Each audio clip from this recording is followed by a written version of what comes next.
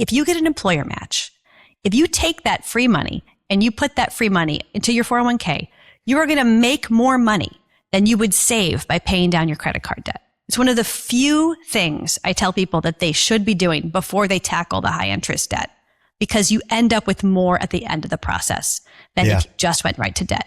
Even with the stock market near all-time highs as we record today's episode, a lot of people are feeling pretty gloomy about the economy. The cost of living keeps going up. Becoming a homeowner feels increasingly unreachable to many, and a lot of people feel financially stuck. And moreover, they feel financially insecure, not necessarily related to how much they've squirreled away, but due to the sense that they're just not good at managing their money, as if they somehow missed out on a magical money gene that everybody else got. But here's the thing. Most people were never actually taught how to manage their finances. And then they get dropped into an economy that's often designed to profit from their confusion and their debt and their financial anxiety. And that's where my guest, Carrie Joy Grimes, comes into play. Carrie is the founder of Work Money, a nonprofit with millions of members, 9 million members, focused on helping everyday Americans build financial security. And in her new book, The Joy of Money, which just made the USA Today bestseller list, she makes an argument that some people think sounds simple, but it's really actually pretty radical. You can be good at money, and you can learn to become good at money. Even if you grew up in chaos, even if you avoid checking your bank account, even if you've made financial mistakes that you're still trying to recover from, even if shame has convinced you that everybody else out there somehow understands money better than you do. The conversation that we're going to have today is much more than about budgeting tips or cutting back on gourmet coffee. What we're going to be talking about is the psychology of money, why shame and avoidance keep people financially stuck, why traditional financial advice often fails ordinary people, and how building financial security is as much emotional as it is mathematical. Carrie Joy, thanks so much for being on the show with me today. Thanks for having me. I'm really excited to be here. Absolutely. We are going to talk about a very important topic, which is how you manage your money and build wealth, particularly in a very uncertain world and uncertain economy. A lot of people don't see themselves as good at money. You, I know, have said you saw yourself as one of those people, but what was the turning point for you that led you to realize that you could actually learn this stuff? This is going to maybe sound hokey, but it's very true. I decided to let a choice I made change my life. And I ended up backing into a lot of behavioral science about behavior and money. And what happened is I had gotten myself into a little debt with my boss. Like I showed up my first day of work at this job, my first like really big professional job. And I was working poor at the time. So I didn't have great shoes and I really couldn't afford to eat out. And the team was going out for dinner that night. And it was one of those like mandatory work, like you gotta goes, but it was my very first job and I hadn't got my first paycheck yet. And so if you all can remember back in those days, didn't really have the money for like a big dinner out yet. And I didn't really have the money to upgrade my wardrobe. And he said, no, you gotta go. And then after dinner, he paid for my dinner and then he gave me $100 and he was like, this is for some shoes. And oh my gosh, was that the most mortifying thing to have a man that you work for give you money. I mean, he wasn't wrong, but I did not want to have that feeling ever again in my life. And I've been in debt before, but that felt serious. And so I ended up paying him back in a few weeks. And I let that experience where I could pay him back. I was like, oh, well, that was some good money behavior. What if I'm good at money? And I had been telling myself for years I was bad at money. Every mistake I'd made was more evidence that I was bad at money.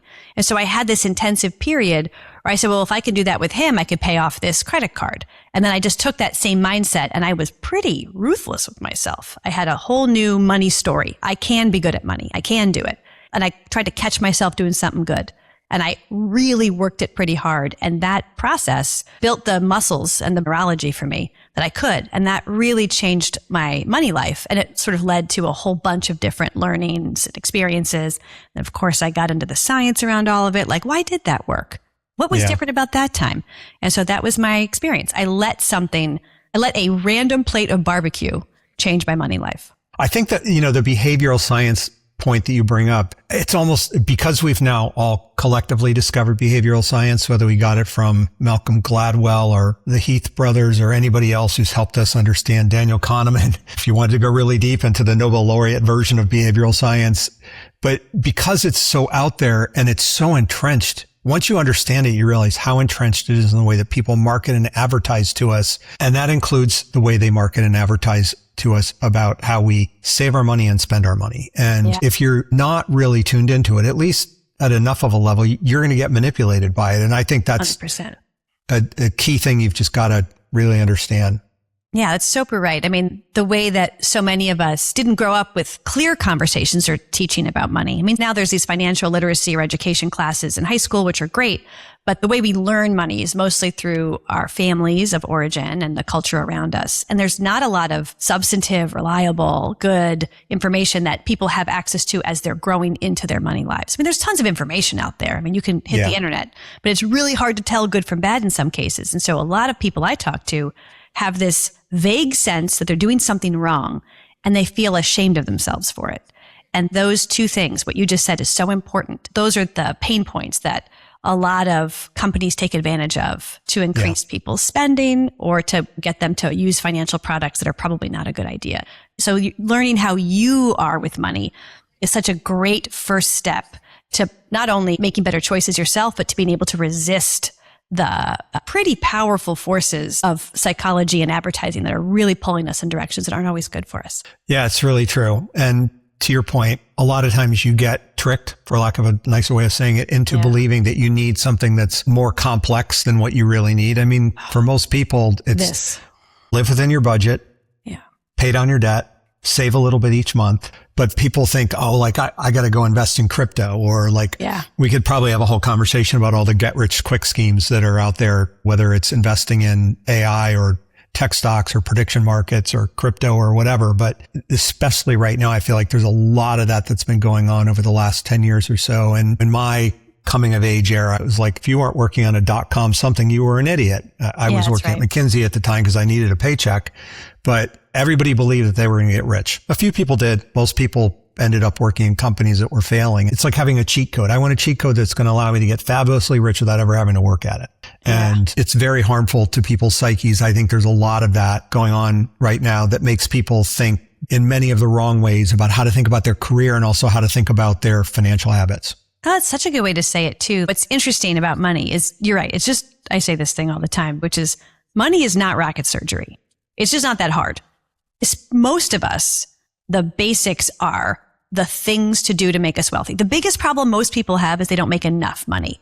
And that is something that is dealt with through education and career advancement. And there's lots of ways we can talk about how to get more coming in. That is the biggest problem most people have.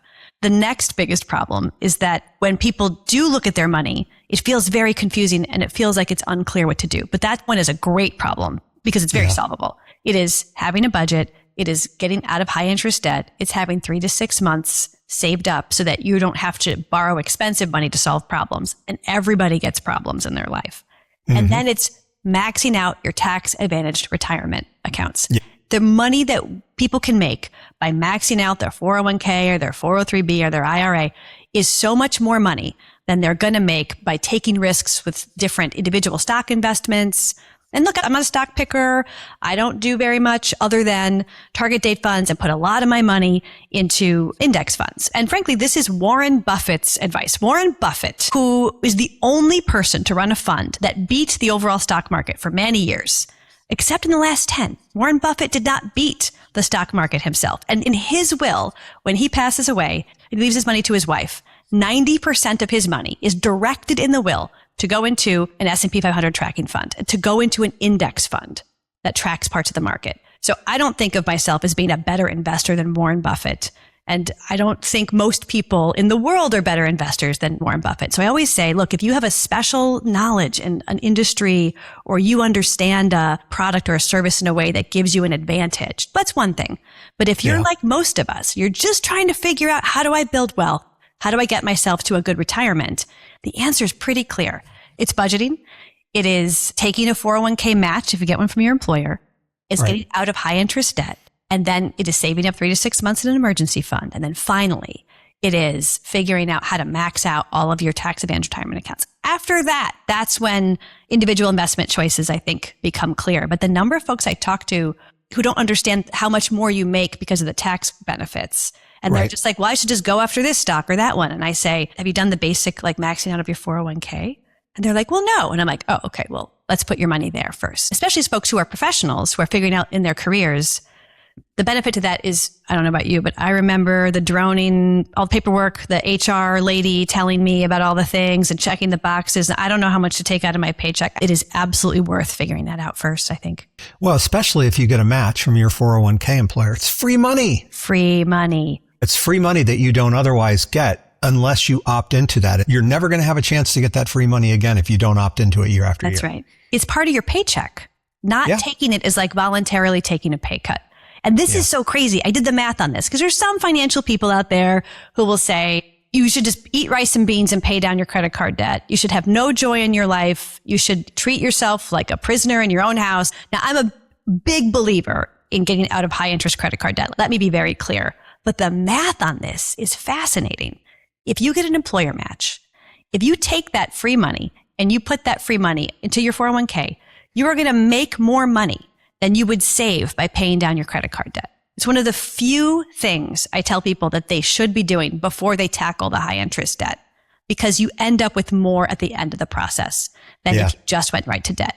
So folks who are professional people who work in businesses where your employer offers a match, the benefits of it are not that understood by most people. Like the compounding interest effects of that are so powerful that they beat what you end up owing the credit card company, which is kind of crazy. Yeah. I share an example. I've shared this with my kids. My wife, before we were married, put $2,000 into an IRA, we'll call it 40 years ago, that's now worth over 100, and was not invested in crypto, was not invested in tech stocks. It was invested in a large cap growth fund, and it just rolled and rolled and rolled and rolled. And this is the power of compounding, right? It's worth 50 times what it was before. And that's ultimately, where when people talk about the importance of saving a bit in your 20s, if you're doing that in your 20s, you get 10 years of that compounding that you don't get if you don't start until you're in your 30s. And all of this, to your point, it's not rocket science, takes a bit of discipline. If you try and throw too much discipline on yourself, it's not going to work because it is a starvation diet. Yeah. So hard of you. Remember there was that study that said a while back, like one glass of red wine is not the end of the world for your health. And then everybody was just drinking red wine all the time. And then a new study came out and was like, actually, no, alcohol might be worse than we thought. Well, this is going to sound like that because it's going to sound like I'm giving people permission. But I will tell you all that the behavioral science on this has been repeated many, many, many, many times. Folks are much more likely to stick to a budget if there's a little bit of joy in it, a little bit of some reason that that's what the money is for. And so I always say to people, treat yourself reasonably, but treat yourself reasonably. Like have something that you can afford that makes life a little bit more enjoyable within the bounds of reason. And that's not just because I think people should live good lives, although I do think that. It's also because the science on this is pretty clear. You're more likely to stick to something if you've got a little bit of a reason to keep going. And so it's interesting because there's a couple things I say that are not popular by other financial experts because they don't kind of follow the shame-based advice trail of like, you're the problem if you've got problems. It's you. You are the problem. And you should be punishing yourself and doing these impossible to continue behaviors, which, by the way, when you don't succeed, you have to go back to those financial people for more help, right? So there's like this cycle of a lack of success that breeds more engagement with financial experts that I think is like a disincentive for people to succeed. So it's part of why I wrote the book. It's because I got so frustrated by what was out there. I run a big organization of 9 million members. It's about money, how people do better with their money. It's a nonprofit, like the AARP, but about money for people. And you can be any age, and we don't send you an envelope when you turn 50 that makes you feel old. It's a little different. But when my daughter, she just started college, she's finished her first year. So she's really becoming an adult. And I just had this moment as a mom where I realized this economy is even harder than the economies that we've all been in. And I'm Gen X. It wasn't easy for me, but it certainly was not this volatile. And I just had this moment where I realized I wanted her to have something that would give her a roadmap. And then over the last 6 years of talking to 9 million people, we text, email, we call people weekly, I've just had so many conversations where over and over and over again, the same stuff. And I was like, okay, it's time to put down on paper in a source where people can trust that the person writing it has their interests at heart. And that's why I wrote the book, because it's not that complicated. It's not always easy, but it's not complicated. And people have the right to understand how they can build wealth. Yeah. And your book is not called The Masochism of Money. It's called The Joy of Money. Oh, it's true. So you're clearly trying to play more of the upside. It coincidentally gives you an opportunity to throw your middle name into there. So I saw what you did there. Yeah, I see you see me. Talk a little bit about what you lay out in the book. You've got a number of lessons that you want people to learn as you kind of progress through there. So give us a quick flyby. I'd say there's 4 big quick flybys. The first one is your mental framework is fundamental to your success financially. And I don't mean Stuart Smiley, for those who know what that is from Saturday Night Live. I'm not saying that you can magic yourself into a bunch of money skills. It does take work and it takes trying things. But I do mean that if you don't think you can hit the ball, you are not going to hit the ball. So the first thing everyone should be doing if they really want to get their money life in order is deciding how they want to imagine themselves as successful and how they get there. I don't just mean like a bubble bath and some nice music in the background. I mean, literally, you say to yourself, I can be good at money. And it's just like an athlete. So figuring out the story that you want to tell about yourself and how you're going to reinforce that over time is really important. The second big lesson for me that I think resonates with a lot of folks is that money is math and it's also feelings. And the math part's really evident. And we all know the right thing to do or the best thing to do. But a lot of times we aren't doing it. And it's not because we're crazy. And it's not because we're lazy. And it's not because we're stupid. It's because there's another driver in the car, which is feelings. Like if you've had a hard week and your budget has been cut to the bone and you don't really have ordering out in your budget and you do it anyway, because shouldn't life have one good thing in it? Right. Or all your friends are taking a vacation. You don't really have the money for that. So you put it on the credit card because you don't want to feel left out. Like these are normal human decisions. And so I always say it's not that you should figure out what those feelings are so that you can kick them out of the room and be like, but it's knowing what those feelings are, how you feel about money, what might come up that's going to be meaningful to you, and building your budget as best you can, including those moments and those feelings. Because I would argue it's way better to have all of you in the conversation and the plan than it is to try to just be a robot about it. And that's both my personal preference, but also it doesn't work long term to ignore the needs and wants that come with being a human being. And so figuring that out is, I think, a really important part.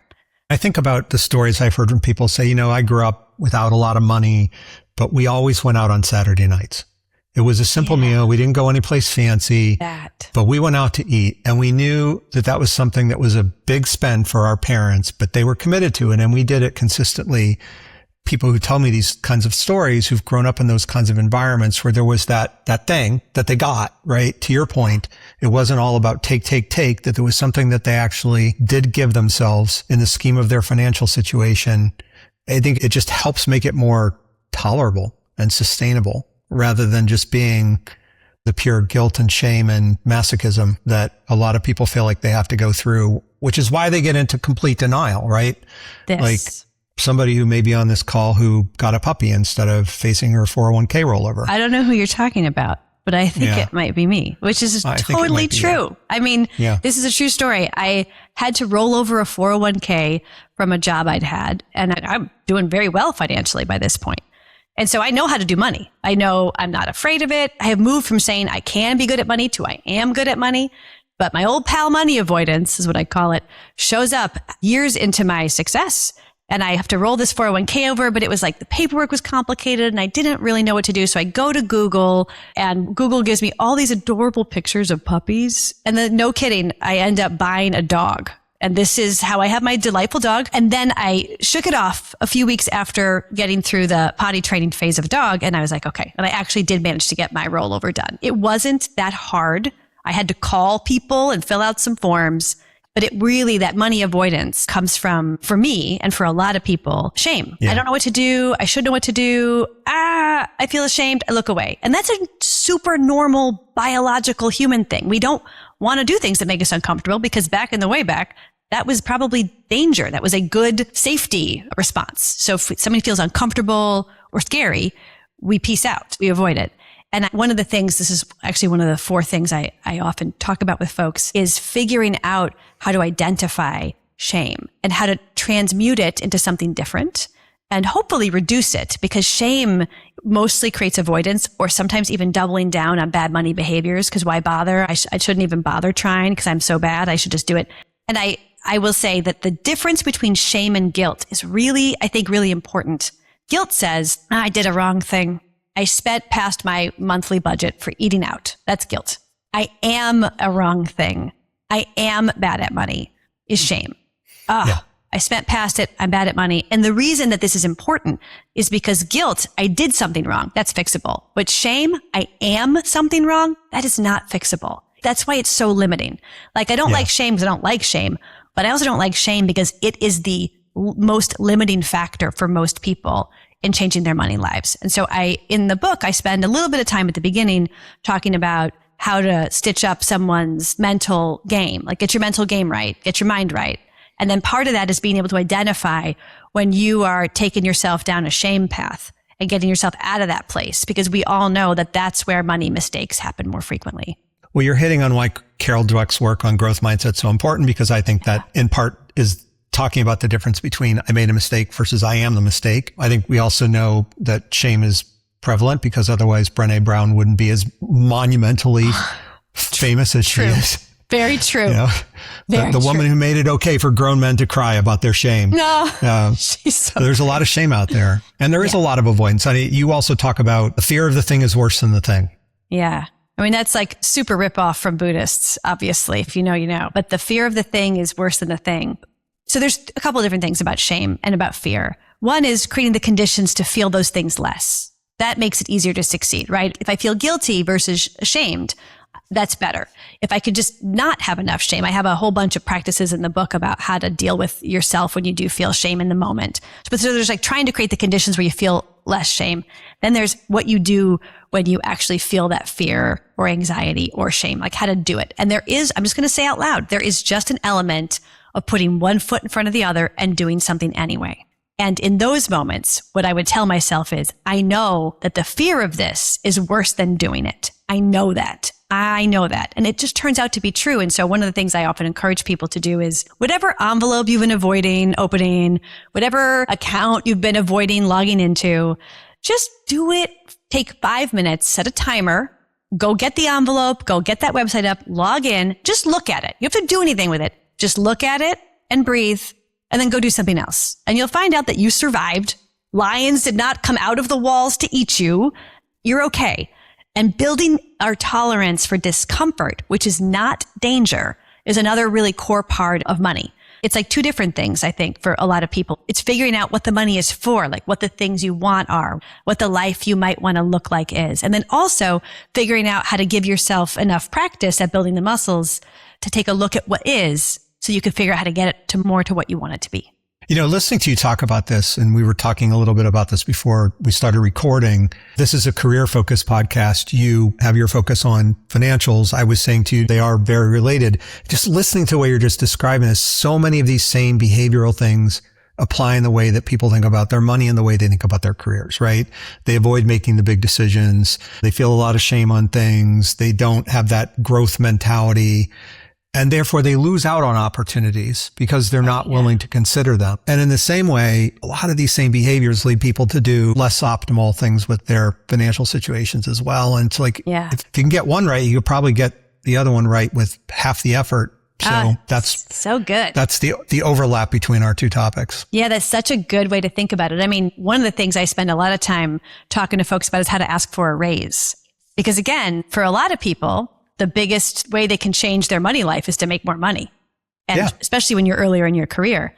And so the culture of learning how and when to ask for a raise. And it's the same mental muscles as it is to call your credit card company and ask for a lower interest rate, or call your cell phone company and ask for a better cell phone plan. It's the same stuff. It's the same mechanics. It's the same prep. In my book, I have a whole section on here's how to ask for a raise at work. And I do think that money is just a Rorschach test for what matters to us in our lives. And how we choose that is one of the things we have control over. And so, for example, a lot of people experience their budget as limiting. It's painful. Nobody likes to look at it because it's just evidence of how you didn't make good choices, and all that's understandable. And I am not saying, by the way, to just imagine a better thing and then magically you have more money and things get better. I get really aggravated when people are like, you can candle and crystal your way to like a better money situation. And the science on this, stop buying lattes. I mean, I know you hate gosh, now you're just trying to get me all riled up. That latte celibacy will not save us. It actually makes people poorer because then they hate their budget. But exactly what you said, right? So it's like this I think of a budget, and this was a mental shift for me too. Not that I didn't experience all these things before. I did, which is part of why I wanted to write the book, because I'm not preternaturally gifted at money. My husband has like one of those calculator brains. He understands crypto and he understands polymarket. I choose not to. I actually think those are pretty unhealthy for wealth building in our society, but he can navigate all that stuff. I'm not like that. I'm a simple woman of simple pleasures. And if I can figure out money, anybody can figure out money.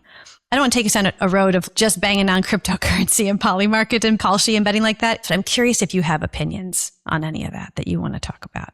Well, I think a lot of these things, they tap into the same things that all the lotteries tap into, right? Yeah. This idea that there's a magic fix for this. My wife used to work with somebody every Wednesday night and Friday night. When he would leave the office, he would say, "Have a nice life." And he was trying to tell you he was going to win the lottery on that next time. It did not happen, just for the record. And there's just so many things that people believe and do that are ultimately unhealthy. And if you really step back and think about it, when you ask them just to stop doing some of those things, you're not asking them to like give up eating. You're asking them to like give up having an entire bag of potato chips while sitting in front of the TV at 10 o'clock at night, right? There's the things in the extreme that ultimately hit at you in terms of your health or your money or your career or whatever that you can get rid of that really aren't going to kill you by doing it. But it doesn't mean you have to systematically dismantle your entire life. And that's the kind of, I can get most of the benefit that I want to get out for way less effort is kind of the way to be thinking about a lot of this stuff, because behaviorally, you're more likely to sustain that. That's a great way to think about it. And I would say like my mental shift around my budget was, I feel so bad every time I look at it. I don't have enough money. I just see how I blew past these budget lines. I feel bad. And what I chose to do with my budget was to say, this is how I'm making choices with my money. I have 1 hour a month where I look at my money and I choose. It's like I get to decide. A budget is how I decide what I want to do with my money. So it became for me a practice of feeling like I had more agency and control over what was happening with my money, which is often what I hear from people. They don't use all those words all the time, but people say, I feel out of control. I don't know what to do. I feel out of control. And I think that people feel out of control because A, it's really hard to succeed in today's society. B, we don't all have access to simple, easy information that helps us choose. And also, the feeling of looking at your money makes us feel bad. And so once you get your mind right, once you have a budget that lets you make the choices that you want to make, and you have time that you dedicate so that you are thinking about money, what became true for me was it helped me understand how to look at things like my 401k versus meme stock bets or prediction market betting and understand the math around that stuff. And the math is really clear that it doesn't make people richer.